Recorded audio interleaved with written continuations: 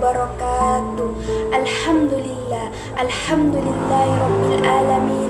Wassalatu wassalamu ala asyrafil anbiya'i wal mursalin wa ala alihi washabihi rasulillahi ajma'in.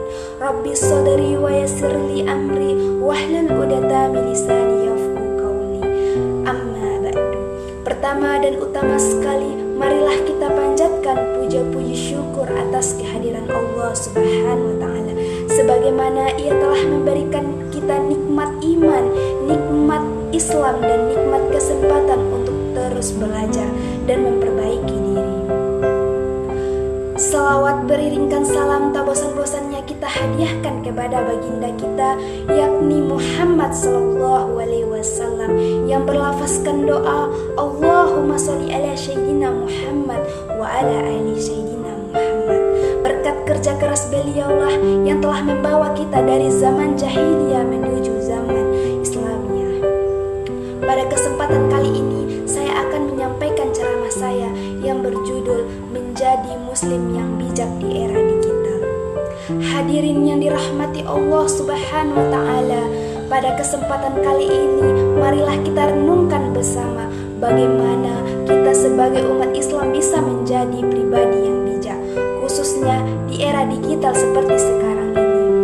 Saudara-saudariku, zaman terus berubah, teknologi berkembang pesat. Bahkan kita sekarang ini hidup di tengah arus informasi yang sangat cepat. Satu klik saja kita bisa melihat berita dari seluruh dunia, membaca opini orang lain, bahkan kita bisa memberikan pendapat kita secara terbuka di media sosial. Namun justru disinilah tantangan besar bagi kita semua, saudara-saudariku. Allah Subhanahu wa taala berfirman dalam Quran surah Al-Hujurat ayat 6 sebagaimana A'udzu billahi minasy syaithanir rajim. Bismillahirrahmanirrahim. Ya ayyuhallazina amanu in ja'akum fasiqun binaba'in fatabayyanu an tusibu qauman bijahalatin fatusbihu ala ma fa'altum nadimin. Syadaqallahul azim.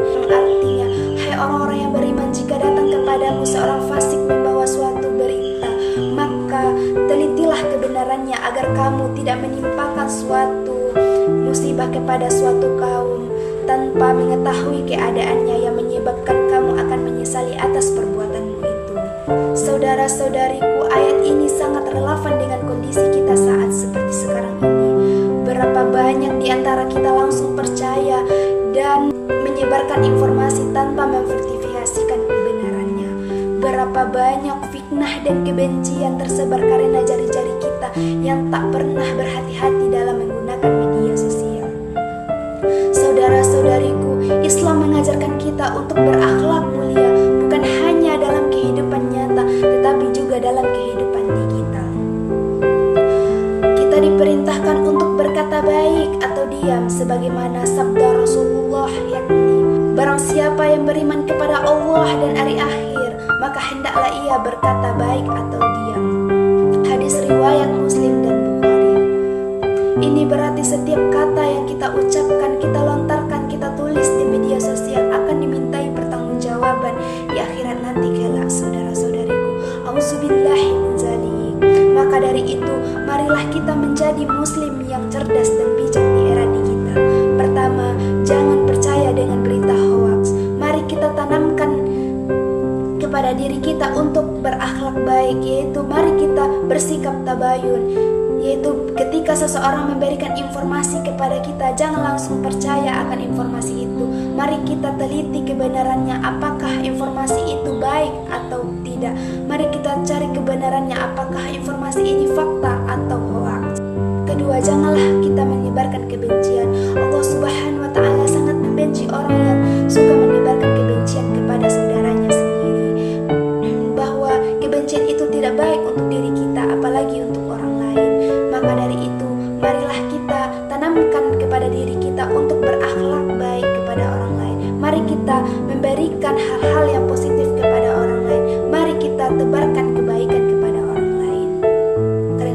Allah sangat sayang kepada kita karena kita telah menjalankan amanahnya Allah Subhanahu wa Ta'ala.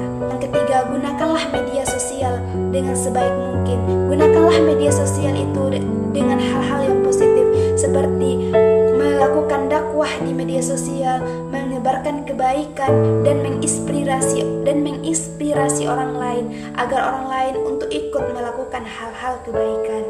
Masya Allah, saudara-saudariku. Keempat, marilah kita jaga etika kita dalam berkomentar dan berdiskusi.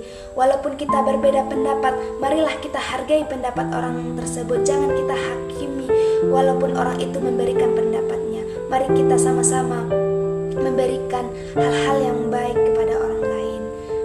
Maka dari itu marilah kita gunakan media sosial ini sebagai ladang pahala, bukan sebagai sumber dosa. Semoga dari pembelajaran ini kita bisa menjadi pribadi yang lebih bijak, lebih baik dan lebih bertakwa kepada Allah Subhanahu wa Ta'ala di tengah perkembangan zaman seperti sekarang ini, saudara-saudari. Inilah yang dapat saya sampaikan. Semoga dengan ceramah ini bisa bermanfaat bagi kita semua. Amin ya rabbal alamin. Wabillahi taufiq hidayah. Wassalamualaikum warahmatullahi wabarakatuh. Sampai jumpa lagi di